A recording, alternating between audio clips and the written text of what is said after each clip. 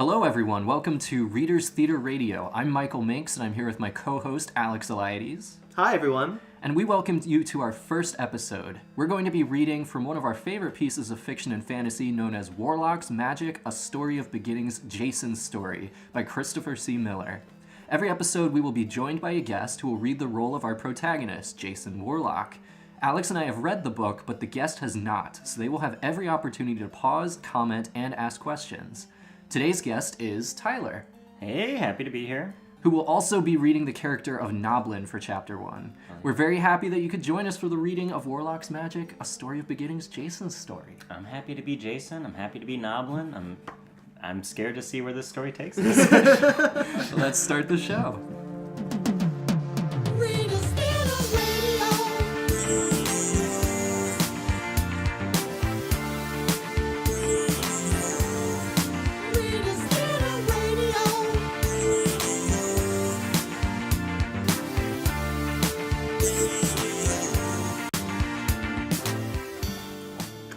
We'll begin with the introduction. Different than the prologue. Different than the prologue. We'll explain. Yes. This is the introduction. 10,000 years before written history lays a world much different than the ones that exist today. A world of magic, of mystery, and of monsters.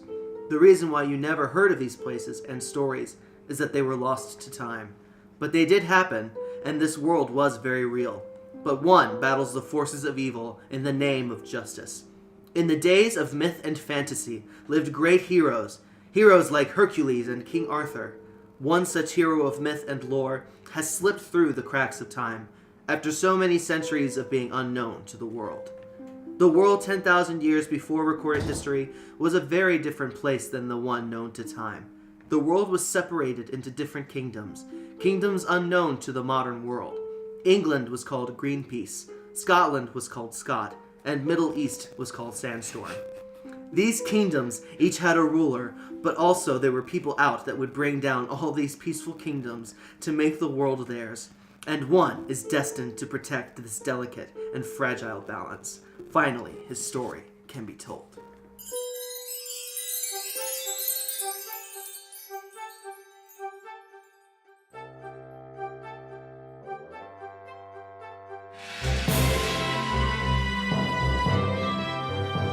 Chapter 1. A Death in the Family. It all started for a young boy the age of 10 by the name of Jason Warlock, a skinny, nerdy, inept lad with unwashed hair and unclean teeth, with no intention of following in his father's footsteps. The man in question, Gerald Warlock, who is a mountain of a man with bulging muscles and a fierce warrior. Gerald competed in the sport of the time, dueling in an area in a small kingdom called Sandstorm. Gambling on the winner took skill, and a little luck never hurts. Though the duels between humans and monsters were always violent and dangerous. But rarely have there been many deaths. Though the one who bets on a death during a match wins a big purse. The championship for all of Sandstorm was about to happen. The local champion was Gerald, but the champion for the whole kingdom was a mysterious stranger named Deathstrike.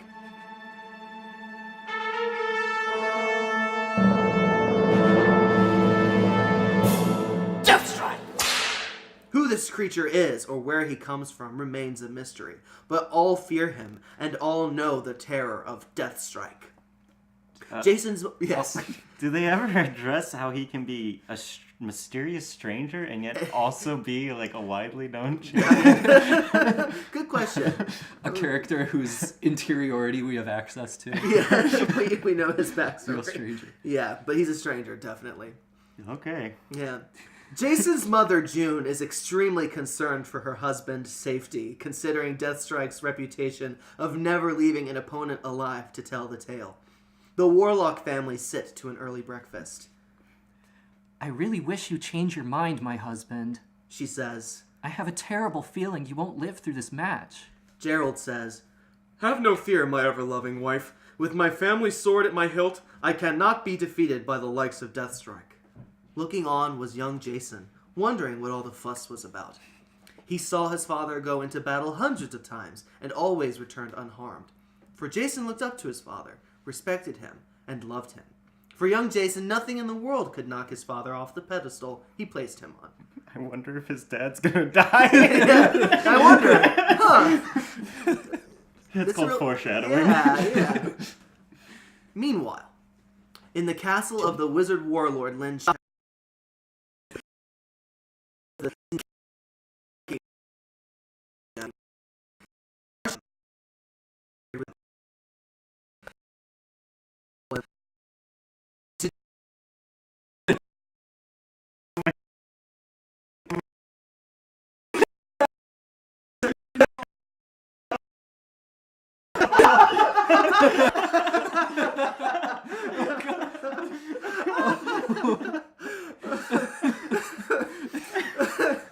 oh, How Lord. many times have we read I've this? not seen that before.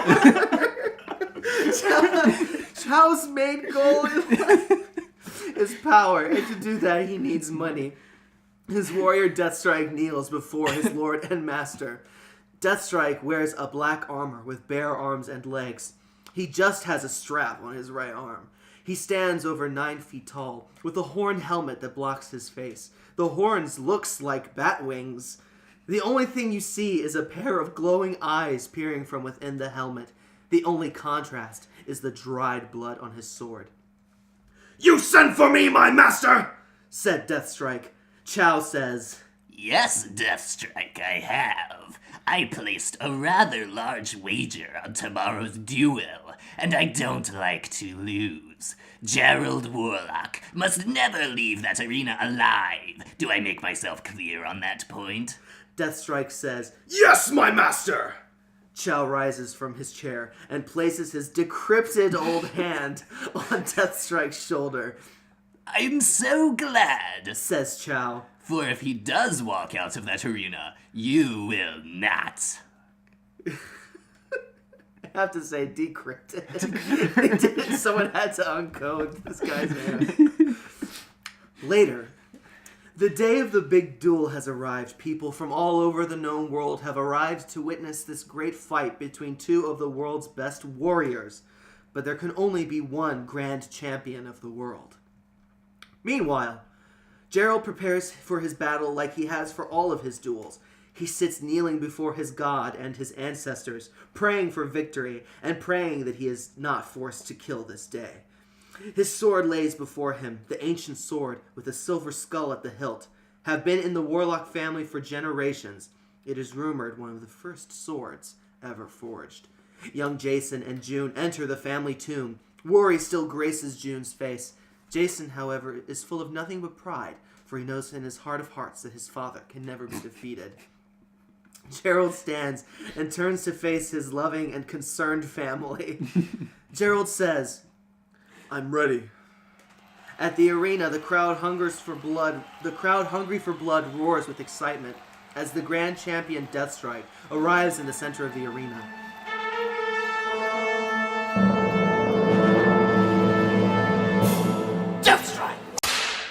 The crowd erupts again as the local champion, Gerald, enters the arena and walks up to face his eager opponent.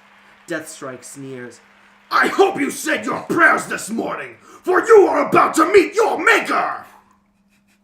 With that, he draws his sword and lunges at the unprepared Gerald. Gerald reacts to Deathstrike's unprovoked attack with a kick to the belly. Fuck yes! Which hurt Gerald more than Deathstrike. Damn it. Can you imagine that? Thinking you're so slick. Gerald falls to the ground in incredible pain. Wasn't prepared yet, Gerald thinks. A bad judgment can cost me the match. Can't let a little thing like a broken ankle stop me. I have been trained by the best to ignore pain and do what needs to be done. Gerald rises and draws his sword, spinning the sword in a circle to demonstrate that he means business. He faces off with Deathstrike. Gerald screams, "So that's how you win your battles, by cheating!"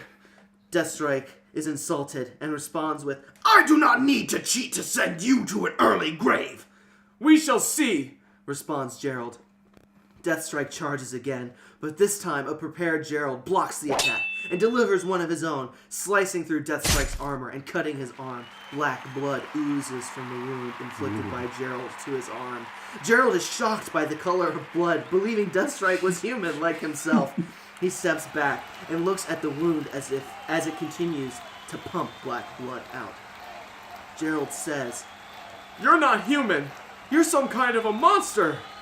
Deathstrike feels the wound and looks at the black blood on his hand and is furious by it. You are the only one in my career to ever cut into my flesh, says Deathstrike. Pity that you will not live to brag about it. Deathstrike swings his sword, and Gerald blocks the attack with his own sword, but Deathstrike has one last unexpected trick for Gerald. A blade pops up from his knee, and he rams that blade into Gerald's belly. Gerald screams in pain as the crowd suddenly goes silent. I know I'm not supposed to interrupt, but is like the blade coming out of his actual flesh? I think he has armor. I don't think he does. Yeah, it doesn't say. I mean, I think the way he's described was that he only had armor, like his arms and legs were bare. Oh, yeah. Then oh my god, he's like some sort of, he has like knives in his, and blades in his body that he pokes out. I like how Gerald is only now realizing he's not human. He's 9 feet fucking tall. No, there are normal people that tall. I've seen them before. Here in Sandstorm. Here in Sandstorm, Middle East. Yeah. Not the Middle East. Middle East. Middle East. The sands are storming in Sandstorm, Middle East. Oh, man. Okay, so back to Deathstrike's weird knee blade. Yeah. Deathstrike removes the blade from Gerald's belly. Hurting and stunned by the sneak attack, Gerald drops to his knees, holding his belly as buckets of blood rush out of the open wound. Deathstrike says, Now to finish my victory and make my master happy. With that, he slices off Gerald's head. That is so anticlimactic. Just casually, he slices off his head, he slices off a loaf of bread, he slices it's nothing. off... It's nothing. Just another day for Deathstrike. The description that follows is something special, though. With that, he slices off Gerald's head. The head flies across the arena and lands in the mud. Buckets of blood rushes from his decapitated body as it too succumbs to gravity. All in the arena is stunned by the merciless death of the local champion. No one knew the outcome of the battle, except one who revels in the fact that he won a fortune by the death of one man. Little does he know is that one death sparks the young Jason's blood flowing. Mother and son mourns the loss of the father and husband, but for the future hero, sorrow turns to anger. Then anger turns into pure rage. Rage that causes Jason to react, and he leaps from the stands and lands on the muddy ground.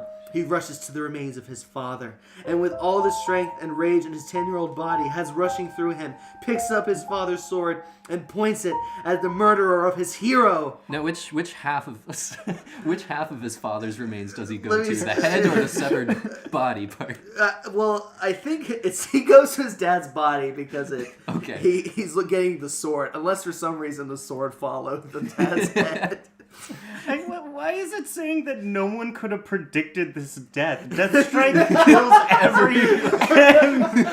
like when Chow was like, oh, I've bet a pretty penny on this. Literally, who didn't bet on Deathstrike? He's notorious for killing people. But then apparently everyone's stunned, like, what? Deathstrike killed this guy? Oh, fuck. We didn't believe it the last 20 times, but this time... Gerald was a good old boy. They just couldn't see it happening to him. Whoops. Okay. All right. Hear me, old demon of hell, and hear me good!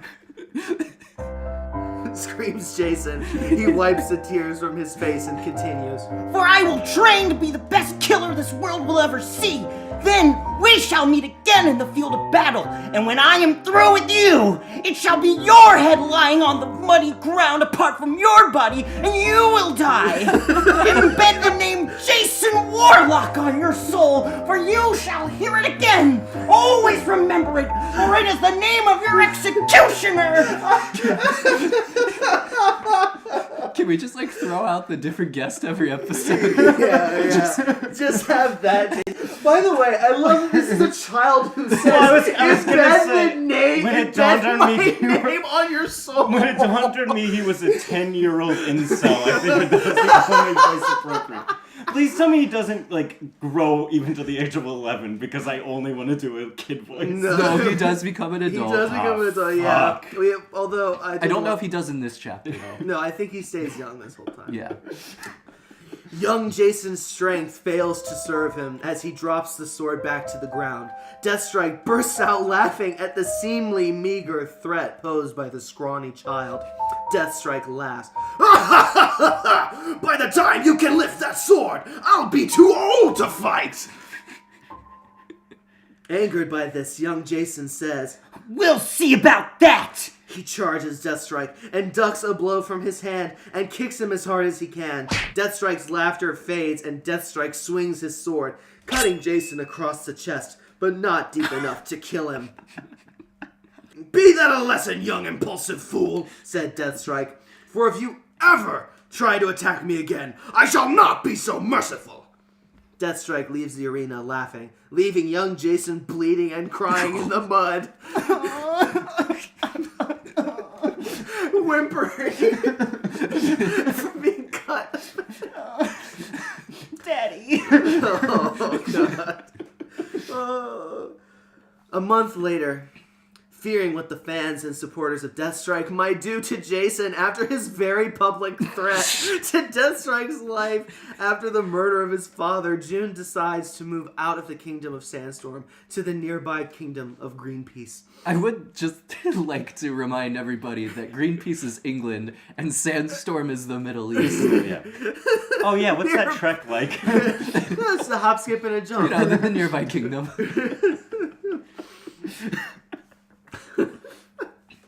And even though she disapproved of the idea of trying to avenge the murder, June decided since there was no way to change Jason's mind once he has said it. And even though she disapproved of the idea of trying to avenge the murder, June decided since there was no way to change Jason's mind once he has it said to do something, that she will aid him as much as she could. That way, when Jason does go after Deathstrike to kill him, that he will stand a chance of not only winning the battle, but coming out of it alive. This fiend cost her the love of her life.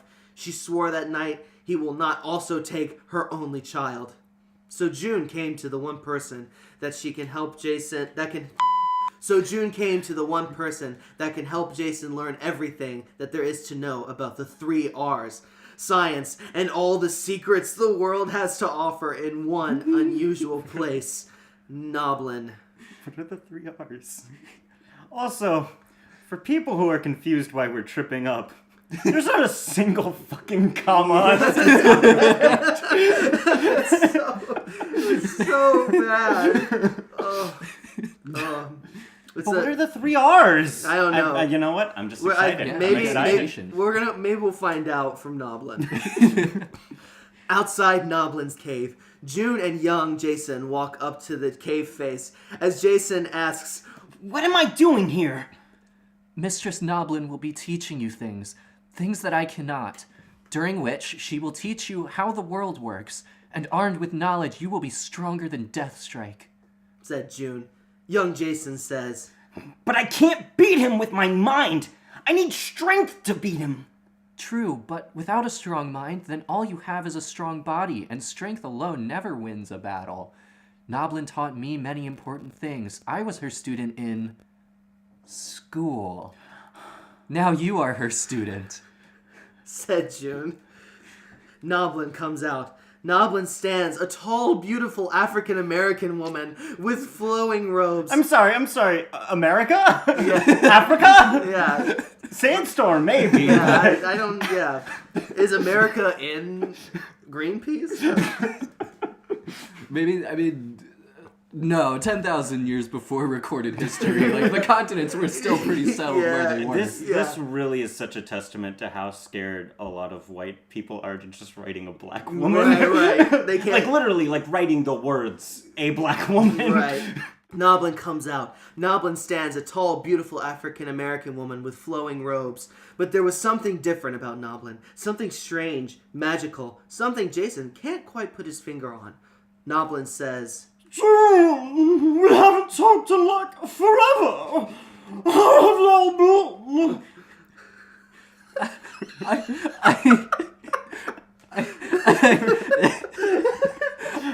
I would like to say, I thought she was a goblin, and within the course of 15 seconds, I realized she's not a goblin. She's an African American woman. I was expecting to do a goblin voice here, so I did half and half. That's pretty good. I like what you guys did. I'm fine, Mistress Noblin. Reply to.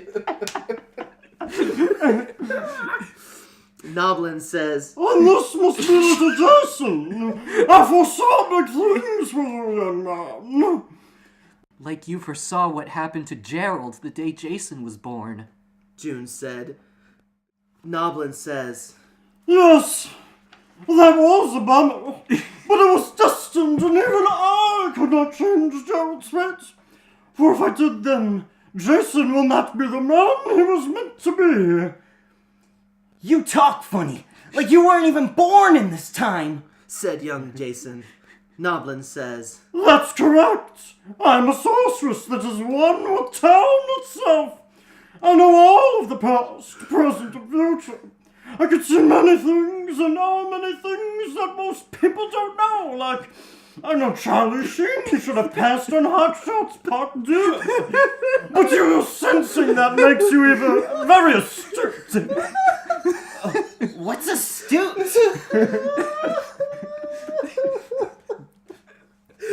What's astute, Alex? Say it again. What's astute? Asked Jason. Noblin rubs Jason's head and says, It means you use your eyes, your brains, and a special power that you have and that no one else has. A power you will learn all about later. But for right now, we'll go inside and begin with the basics. Time passes. He spent months with Noblin learning the basics of nature, math, and writing. He spent his days with Noblin and his nights with June. Until one late day, Jason returns home to find his mother has collapsed onto the floor. Jason calls. Mother! June opens her eyes and says, Jason, I'm sorry. Jason's mother died soon afterwards. The healers say it was her time, but Jason knew that she died from a broken heart.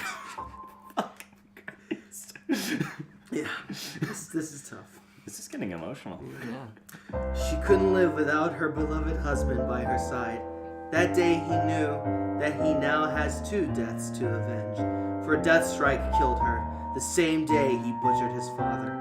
He swore again that nothing will stop him from delivering the just punishment the monster in human form deserves.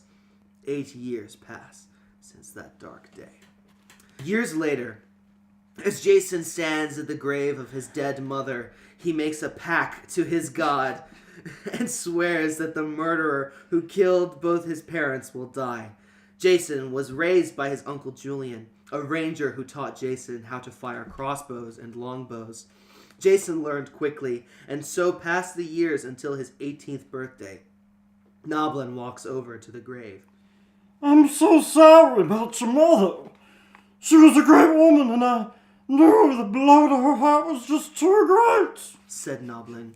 Jason says, Thanks, Noblin.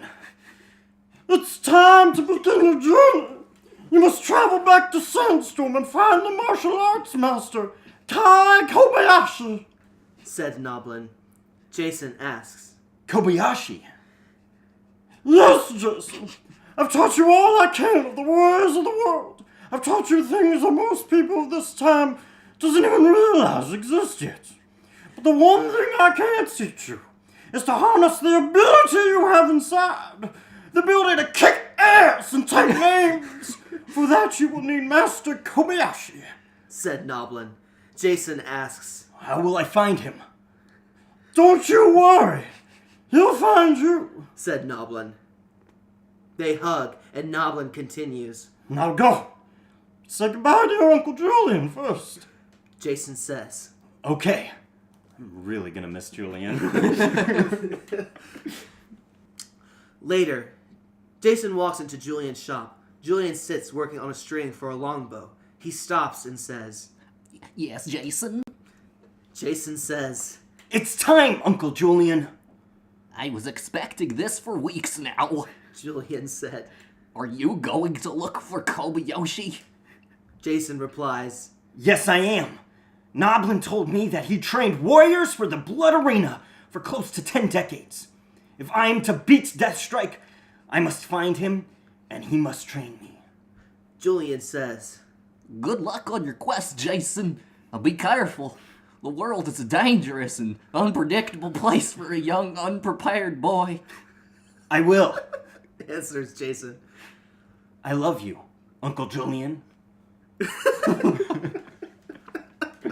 Later, in the desert, Those are two separate. Later, blank. oh, it kind of makes me think Julian had a little extra scene there or something. In the desert, Jason travels to the desert kingdom of Sandstorm to find the legendary Kobayashi, the mighty warrior who trained so many champions of the games, even Jason's late father, Gerald. Jason rides up over the dune on a brilliant white horse he bought in the town of Dust Devil. He named this magnificent stallion Crossbow. Crossbow rears up to his back legs. Jason says, Easy, Crossbow. What's wrong?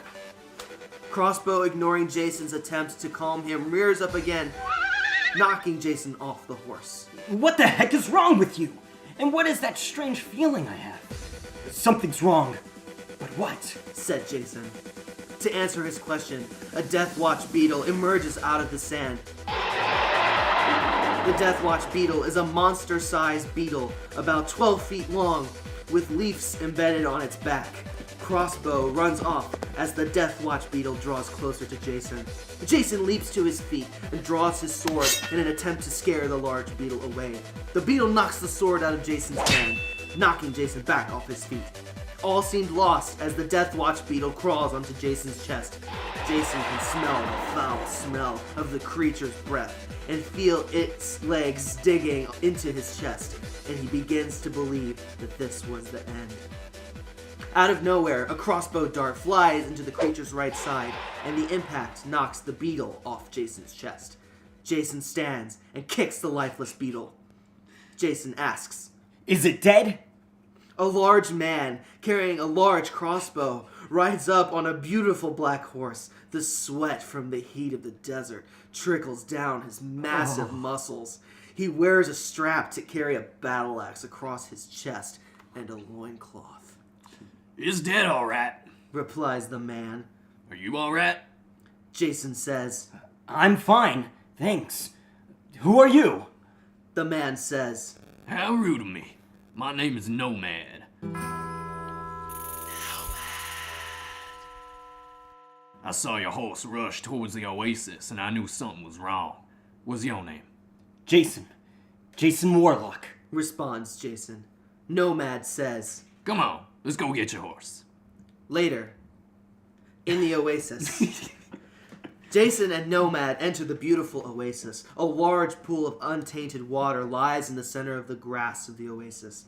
Grass and various plants adorn the area. Near a palm tree, Crossbow takes a sip of the cool, clean water. Jason says. There you are. Nomad says. We'll stay here until dark and head for the town of Scorpion after dark. Why not stay the night? Inquires Jason. Because it's cooler at night. Answers Nomad. But we have to stay on guard, for the giant scorpion hunts at night, so we'll have to sleep now to conserve our energy. The town of Scorpion, which is haunted by a giant scorpion. Just so you know what you're getting into. That'd be like Pompeii naming themselves Volcano. The town of Volcano! Oh, interesting. That night, Nomad, not realizing that night has fallen, snores loudly, waking Jason up. Jason stands, seeing that it is now dark, shakes Nomad to try to wake him with no luck.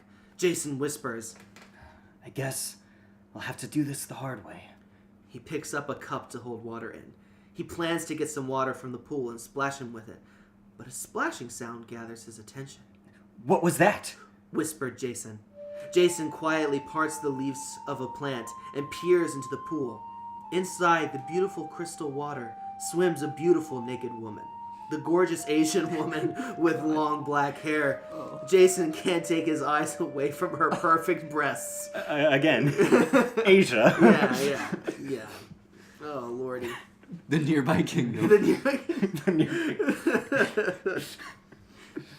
She swims around the pool, enjoying the water. She swims to the shore and places a cloth around herself. Who is this girl? Thinks Jason. Never seeing a naked woman before, Jason is very excited. And he steps on a twig, which lets loose a loud snap. The woman hears the sound and responds by fleeing into the bushes. Wait! Come back! Yells Jason, but it was too late. The ravishing and equally mysterious woman has vanished into the night with no sign of returning. Nomad places his hand on Jason's still trembling shoulder. Nomad says, What are you doing? Sleepwalking? Jason turns to his new friend and composes himself. There was a girl in the water. Replies Jason. The most beautiful girl in the world. Nomad chuckles in disbelief and says, Let's go while the dream is still fresh in your mind. You can tell me all about it on the way to town. Hold on, wait. Is she Kobayashi?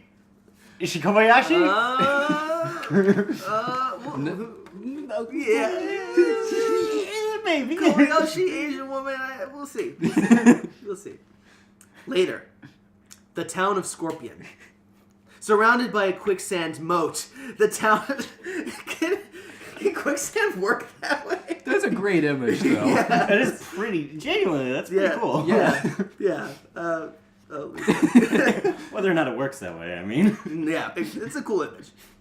Surrounded by a quicksand moat, the town of Scorpion is a vision of life in the lifeless desert, where nomads and travelers may seek refuge from the unforgiving heat of the hot sands and rest. Jason and Nomad ride into town. Jason asks, Who are you looking for? If we're to find Kobayashi, then we must locate the one thing that knows everything that lives in this desert. The Cobra Man named Fangs. Answers Nomad. But don't turn your back on him. He'd sell you into slavery for half a pint of ale. They dismount in front of a tavern, then tie their horses to a hitching post. The horses take a drink of water as the humans enter the tavern for a stronger form of liquid. Inside, Nomad and Jason walk up to the Cobra Man, half cobra, who sits with a beautiful girl in his arms and a pint of ale on the table. Fangs says, What can I do for you today, Nomad? We're looking for the old man Kobayashi. Replies Nomad. You know where he lives? Fangs says, I might know. Then again, I might not know. Grace my palm with silver, and it may jog my memory. Nomad places 15 silver coins in a cloth pouch onto the table. Nomad demands, Well, Fangs? Not enough, I'm afraid. The price of information has increased. hissed the Cobra Man. I'll take the young man behind you. Boys! Two large human goons stand. Fangs says, Take the boy to my slave camp. If Nomad tries to stop you, tear his heart out. I think we're in trouble, kid, says Nomad. Nomad arms himself with a large battle axe as Goon 1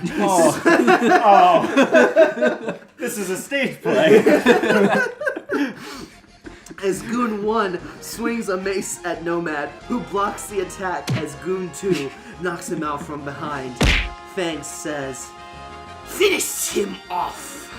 but as the two large goons are about to comply with the order, crossbow bolts enter through the door, hitting the two goons, killing them. Fangs turns to face Master Kobayashi. The elderly man has a long, thin beard and wears gold and blue robes. The old master carries a cane, for as a young lad, He had his eyes burned out at the hands of an evil warlord. Dang. Alongside of the ancient master stands a student named Dusty, who holds the crossbow. That will be quite enough, Snake. Erupts Master Kobayashi. Overcoming the blow to the head, Nomad rises from the floor and begins to massage his aching head as he turns to the aged master. Nomad says, It's about time you showed up. I was stalling like you asked, but fighting heavily armed goons alone was not part of the bargain. Master Kobayashi? asks Jason. But before the venerable master could respond, Fangs grabs Jason from behind and places a dagger to his jugular vein. Fangs screams, "All right, the kid is coming with me. He's my ticket to a lot of ale." Lin Chao offered a 5 million platinum coin bounty for a lad that resembles him, and I aims to collect, dead or alive. Jason stomps on the Cobra Man's foot. Fangs pushes Jason away as Dusty fires a crossbow dart, hitting Fangs in the head. He falls to his knees and drops down dead. Nomad places a small pouch on the bar. You should play for the drinks and the cleanup. Said Nomad. Master Kobayashi says, So, Jason Warlock, we meet at last. You know my name. asked Jason. Master Kobayashi explains. This whole story has been explained to me from someone who saw it 1,000 years ago. If you are the one to defeat Deathstrike, then we must begin your training at once. And that is the end. The end of chapter 1. End of chapter 1. Wow. All right. I learned a lot. I learned a lot. I learned I kept mispronouncing Kobayashi.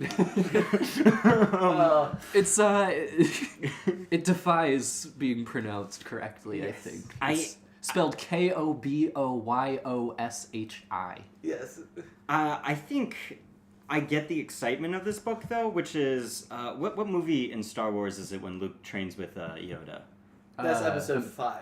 Okay, Empire so, Strikes you know, everybody loves that sequence, and it's like, okay, imagine if he just kept doing that. Like, Yoda tells him, there's another ancient Jedi. I just taught you in everything you need to learn. You're ready, but there's another guy. And then he goes to Uncle Julian. Julian's like, hey, buddy, there's another ancient Jedi. He meets him with Nomad. There's another ancient Nomad. These people are just trolling Jason. That's fucking long, but you know, that was a cool scene of the movie. I get it. You like the concept. Yeah. I love myself a good training arc in like animes and like action adventure So stories. just do it over Just and over. do it over and over again. It's like Rocky, but you never get to the boxing.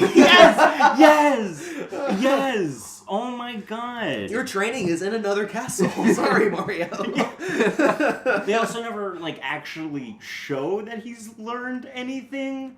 But that's kind of the suspense, is like, I have no grasp of Jason as a character, so I can just assume he could learn more. He is literally a blank slate. Oh, and I love that they explicitly say he trained in crossbows, but he hasn't he hasn't used it. Other people have used crossbows to save him. And The then most he's done is name his horse crossbow. Yeah. And then Nomad saves him with the crossbow, but then whips out a battle axe. Yeah, it's a great battle situation where you have to be saved all the time by people with crossbows. With a crossbow. Yeah. Which, does Jason have his father's sword? Like, is that the sword or Yeah. is he gonna, like, get it later? That's the sword. He has that Okay. sword now, yeah. Because it said he couldn't even pick the thing up when he was 10 years old. No, he carried it No, all the way to England from the Middle East. I'm sure June was strong enough to carry it across the continent of Europe that apparently doesn't exist. Strong enough to trek that, but not strong enough to live a couple of weeks after. I did enjoy that the healers thought that it was her time. I mean, like, Also, they weren't old. Yeah. Also, where did these healers come from? Yeah. All we know is that they were with Noblin. Couldn't Noblin's magical? Couldn't she have just said the same thing? Noblin and Uncle Julian, but it's easy to forget that Uncle Julian is. Since Uncle Julian doesn't even matter, it could have just been her. There's not even that tension of at least in the first Star Wars movie when he has to leave his family, they're like, we need you around the farm. There's nothing like that established at all for Uncle Julian. He's like, I knew this day would come. See you later, kid. Gosh. I do kind of like the reality, though, that they aren't scared of Deathstrike killing him. They're scared of Deathstrike's fans killing him, which is actually a little real, you know? Yeah. Deathstrike's back, in the palace, trying to moderate internet forums, guys, calm down. I'll get him. I'll fucking gut this kid for you. Don't need to do it. And they're doxing him here's his address.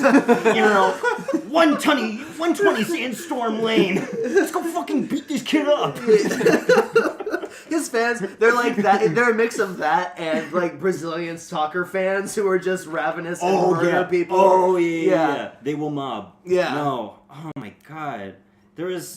So when June died, I had just a hot flash of is that subversive of refrigerator women, of women in comics who are killed to incentivize the protagonist? I was is this?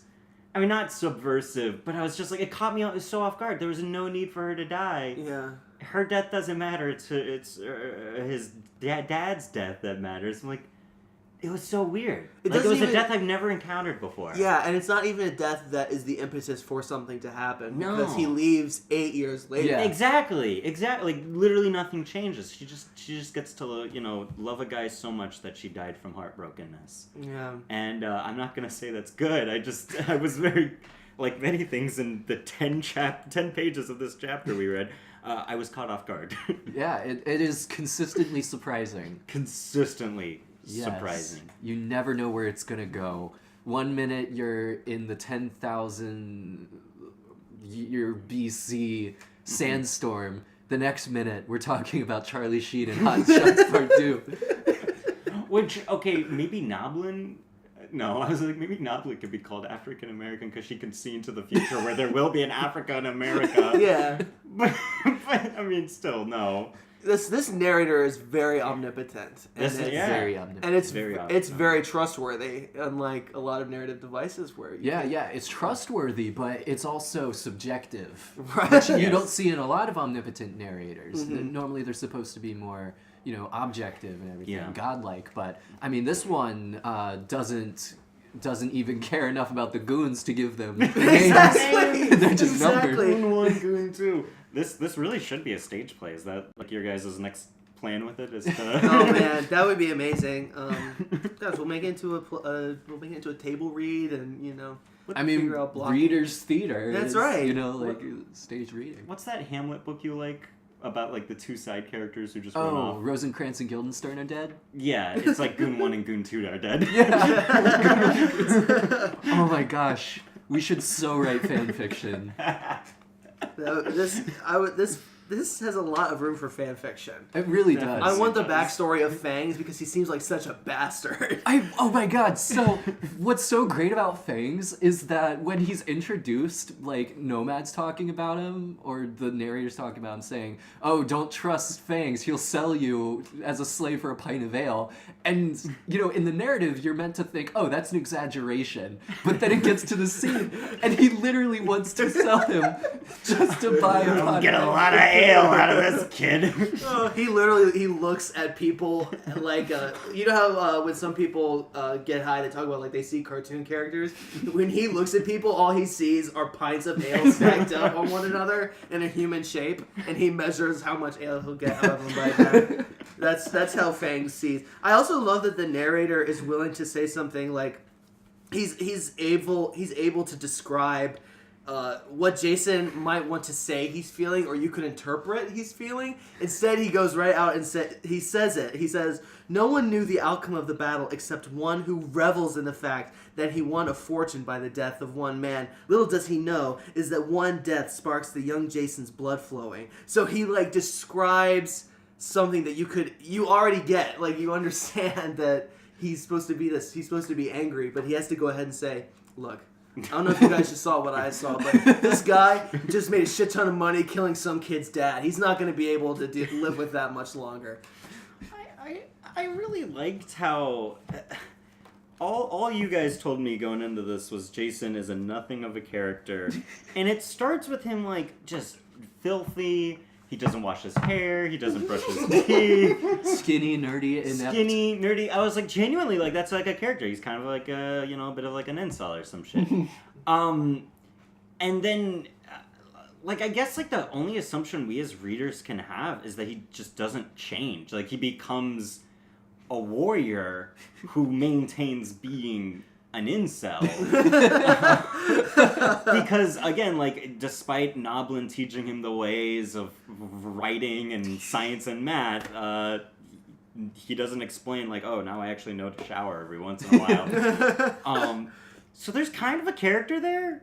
I definitely see what you mean of, like, you're not exactly meant to like him, but you kind of do. Yeah, you have to try to like him because he's up against all these other horrible monsters. Mm-hmm. He's the best in a bad world. Yes. He's up against giant insects and cobra men who sell people into slavery. Yeah, and like that. Okay, the Death Watch beetle. It's described as 12 feet long, and then it just gets knocked off his chest, like just his chest, with a that threw me for a loop. How is this guy? He would be crushed. Like a 12-foot tall beetle would be like, how many fucking pounds? I don't know. I think maybe he's thinking like, oh, insects are kind of brittle creatures that I can flick off easily. He's thinking of it like, okay, he can just flick this beetle off. But he's forgetting that even because it is now bigger, its bones now are bigger and are heavier. Well, I mean, not bones. Bones. Well, it's exoskeleton. Excuse me. It's exoskeleton. Somebody needs to learn the ways from Noblin of science and the 3 Science. R's. Did we ever? Oh yeah, find the out 3 R's. R's? Like, was it rest, relaxation, and I don't know. Like that's what I think. Religion? Religion. Okay, She got him to read My Year of Rest and Relaxation. That's a good book. That's a great book. Okay. Oh, and she would know about it because she can see into the future. We'll do a little game. I'm gonna come up with my 3 R's. So the 3 R's that he learned from her are revenge, rebellion, and rockstar. Yeah, that makes sense. Yeah, that's what I think. Michael, you got anything? Oh, I'm thinking like one of them is like rumble. Yeah. It's time to rumble. Yeah.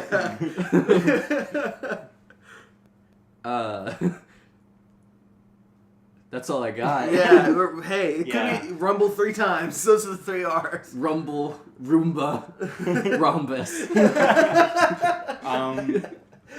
I'm thinking regret, Oof.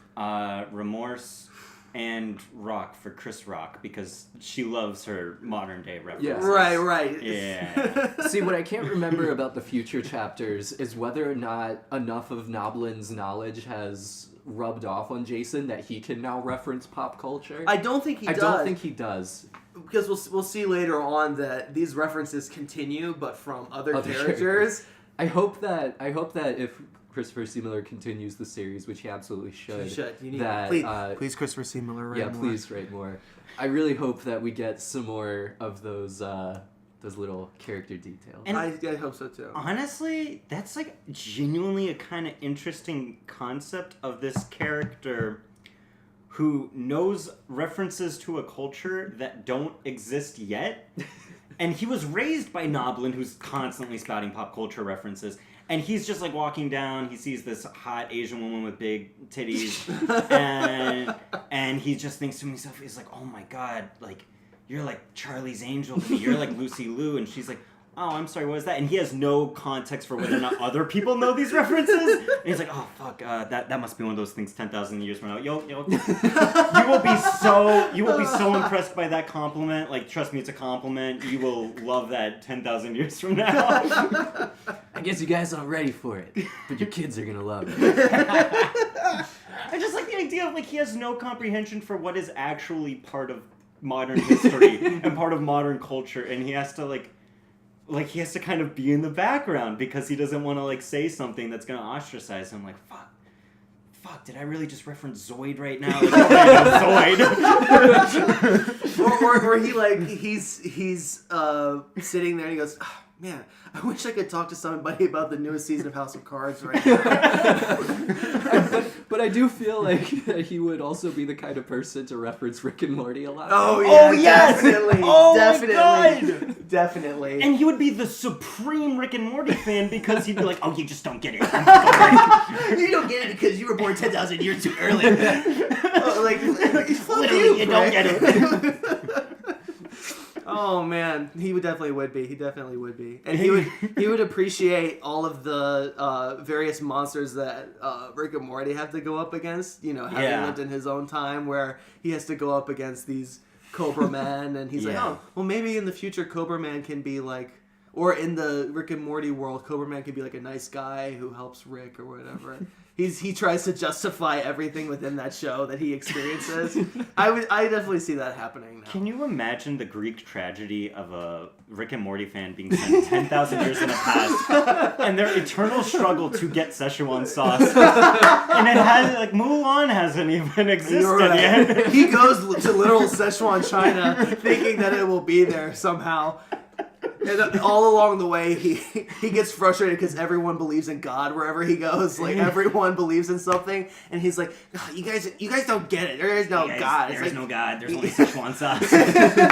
But literally, there is no Szechuan sauce. Yeah, there isn't. There's no McDonald's. But wait, that's no how the heaven, no hell, just capitalism. No, that's how the Szechuan sauce got made. That's because how he it's got invented. sent in the He past. incepted it. Yes. Yeah. From Rick and Morty. That is still a very Greek tragedy thing of these like self-fulfilling prophecies. Exactly. Right. Exactly. Very Oedipal. Yes. Very. Oh my god. Genuinely, there's like a lot to pick off of this. I mean, Right. I think there's a lot to inject. Like, I think there's a lot that I love the ideas behind Jason's character. Mm-hmm. They aren't written there, but like you can fill in you blanks. can fill them in. You can incite them out of him, and it's a lot of fun. It's a lot of fun. Yeah. Jason's a great character. Tabula rasa can be a good thing. And I want to sincerely apologize to anyone who was upset with my Noblin voice. Noblin to me just sort of sounded like the strange guy who hangs out outside of a Walmart or something and asks you to like pet his pet otter or something. I see that, and I love that that's what Noblin sounds like. I was so excited to do a goddamn goblin voice, and then it's like she is an African American woman. Yeah. It's like, oh. Yeah, we knew that character was coming, but we couldn't remember which one it was. And we saw the name Noblin and just thought it was a goblin too. Yeah. Because she lives in a cave. Because she lives in a cave, yeah. Yeah. Yeah. Well, I still love her. Yeah. Oh, you killed it. Yeah, that was amazing. I really appreciate This is the it. Noblin that will now be in my dreams from now on. Yeah, does Noblin reappear, or do No. I? No. Never. Nope. So my Or iteration maybe of her maybe she is might like de in the last facto. chapter. Maybe. I think that Nomad's gone. Nomad's gone. Yes. Nomad's gone for good. It was amazing. Yeah. This was truly, really special. Yeah, we were so happy to have you. You did a great job. Yes. I'm happy to be here. Yeah. And I need to finish this book now. Right? Right? It's so good. Yeah, I feel like we should end every episode by putting out a call to tell people to buy the book. Yeah, buy the book, Yeah. guys. And It's not that expensive. I got it for $4 on Kindle. Yeah. don't I think it's strongly much more suggest, expensive. at the very least, looking it up because I love the cover. Oh yeah. the cover is great. I wanna see how you can describe to our fair audience what is on this cover. A mountain, and Jason, I assume Jason is standing on this mountain. And he is holding his sword, and he looks like a RuneScape character. He looks like... I said earlier today, this looks like I'm 95% sure this is a RuneScape character. I'm 100% sure that's a RuneScape character. Okay. And then on the back, there's a completely different visual of Jason with the details entirely changed. He has a photorealistic hand and a different sword. He has gloves on the front page, and then one hand is ungloved. Yeah. My favorite, of course, my favorite thing, because I am a smart person and I appreciate literature. You're a Rick and Morty fan. I'm a big, yes, I have a high IQ, so obviously my favorite thing on the cover is that on the front you see his bulge. It's very prominent. And then you are rewarded by seeing his ass. A nice Yeah. ass. Very toned. Very, like, ooh. You were rewarded. And he also, gotta love that ponytail. I mean, you gotta love that ponytail. Oh, that is a ponytail. I thought he had, like, a shaved head. I thought That it is a looks like it ponytail. from the front, but it's a very thin That's a ponytail very on the thin back. ponytail. And that's Yeah. our hero, Jason Warlock. And that's our first episode for Readers Theater Radio. Tyler, I'm so glad you could come and join us. I couldn't have been happier to be here. Really couldn't have been. Yeah, guys, buy the book. Continue listening to our podcast. Next episode, we're going to go into Chapter 2, get a little bit deeper into Jason's story. Until then, this is Alex. And Michael. And Tyler. Signing off. You guys have a great rest of your day. Thank you for listening. Bye-bye. Readers Theater Radio.